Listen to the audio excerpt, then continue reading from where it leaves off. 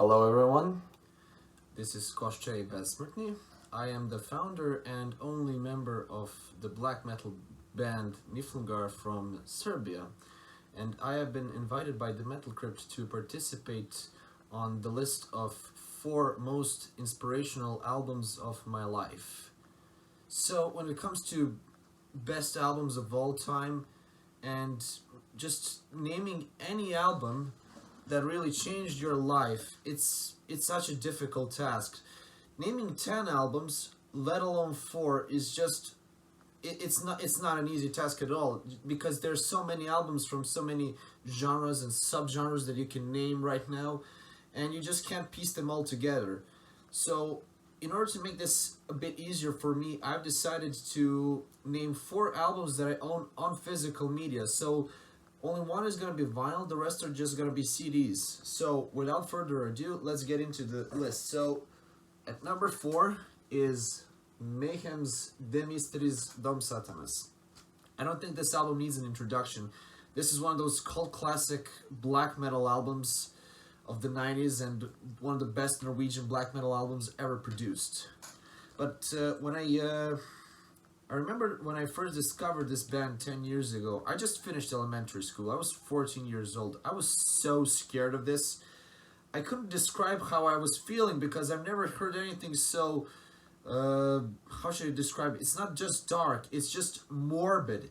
And it's so intimidating. I was just frightened at what I was hearing. I mean, that's not really like, I was already starting to understand what black metal is through bands like Venom and Burzum and even Immortal, but this album actually scared me as a kid, and now it's one of those albums that just changed you forever. It's one of those albums that you can, when you listen to that album, you just think of all those old school horror movies that have that, just kind of that vibe to it. It's not just that satanic vibe, but something, that fear of the unknown, as I would describe it.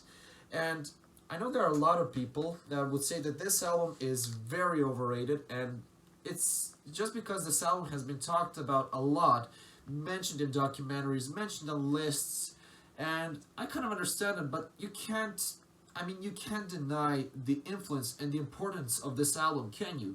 I mean, no Mayhem album ever surpassed this. There is no other album like De Mysteries Dom Satanas. I mean, you have such classics like Funeral Fog, Freezing Moon, Cursed in Eternity, and Pagan Fears, even the title track, De Mysteries Dom Satanas. They're all great. I mean, the entire album from start to finish is great. Some people dislike this album because of Attila's vocals, but I personally think they add a different kind of, what I would say, a different layer of evil. Because if you had Dead's vocals or anyone else singing on this album, maybe Maniac, it would have been probably a very typical black metal album, wouldn't it be? I mean, he just adds something different to it. I mean, you just have to, not everybody agrees on this, but I love Tormentor, and of course I love Attila's vocals in Tormentor, and hearing what he does here, he has that kind of vampiric evil into it, and I think that's the essence of this album that kind of captured my attention. And I could have easily chosen any other album on this list that came out in 1994. I mean, you had Hvistlice Taros, The Shadow Throne, you had Transylvanian Hunger, and In the Nightside Eclipse, and so many others albums that came out in 1994. So, but I had to choose this one because, this one still stands the test of time. Alright, so number 3 on this list is Samael from Switzerland and their debut album, Worship Him. So, when did I actually discover this band? Well, that was some years ago, maybe 5 years ago, when I started getting seriously into black metal, and I started looking for bands that weren't from Norway, or weren't actually Scandinavian metal bands. Well, basically bands that were before the second wave launched. And this was released in 1991, right at the doorstep of the second wave. And this album is very good. It's such a great album, in my opinion. And people know Samael as that industrial metal band right now because they changed their sound, but this album was very much influential for the second wave bands, and also for the bands in other countries like the Czech Republic or even beyond. And there's so many great tracks on this, like Sleep of Death, Morbid Metal, Black Face, Into the Pentagram, even that piano instrumental track, The Last Benediction, which is continued by the instrumental The Dark. Even the vocals on this are just so grim, they're so evil, and I don't know, I mean, Samael's earliest works, including Blood Ritual and Ceremony of Opposites, they're all great. I just love all three albums, but this is the album that got me into them, so that's why I'm choosing Worship Him by Samael. Alright, number 2 on this list is Heaven and Hell by Black Sabbath. I remember when I was still a kid, I was around 13 years old, and I started getting more into Black Sabbath, but that was through, you know, those classic songs with Ozzy on vocals from the 70s. And I remember hearing Heaven and Hell for the first time. I was like, wait a second, that's not Ozzy singing, who is that? And then I discovered Ronnie James Dio, and everything just snowballed from then. I think that he has that very, I mean, his voice is so magical, and his voice is like, it's one of those voices that just heals your soul. Every time you feel down, you feel bad, you just put on an album that has Dio on vocals, be it Rainbow, be it Dio, be it, you know, you could put on Elf, for all as I care. I mean, Ronnie James Dio never really disappointed me as a vocalist. He's so great. He's one of the best heavy metal singers of all time. But this album, I don't think that if you had any other vocalist on this album would have worked the same way as it does with Ronnie on vocals. I mean, you had such great songs on this song. I mean, come on. Neon Nights, Children of the Sea, Lady Evil, Die Young, and Lonely is the Word. I mean, from start to finish, this album is just, I don't know, man. This is one of those albums that I have a very personal attachment to.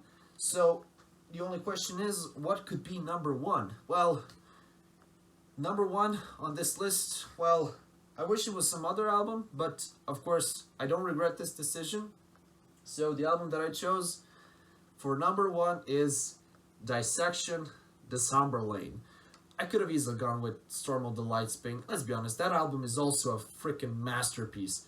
But the reason why I chose The Somber Lane was because that's the album that got me into Dissection. When I started getting seriously into black metal and discovering more Swedish black metal bands like Sacramentum, Unanimated, and Dawn, and the rest, when I came across The Somber Lane, the title track, I was like, oh my god, this is one of the best songs I've ever heard in my life. It's so melodic and also very fast. You can hear the influences of old school heavy metal and thrash metal, and you can still kind of hear that, you know, Swedish death metal into it, because let's be honest, Dissection came from that Swedish death metal into that Swedish melodic black death metal that they came to be. And this album is just, you know, it's just magic. It's just magical essence captured in that time. You just don't have to say anything about it. I mean, this isn't just one of the best black metal albums ever made. This is one of the best albums ever made. And anyone that still didn't get to hear this band, but, you know, talks about so many mainstream black metal bands that hasn't heard Dissection, just what you'll do next, you'll just have to strap that person on the chair, make sure he listens to this entire album from start to finish.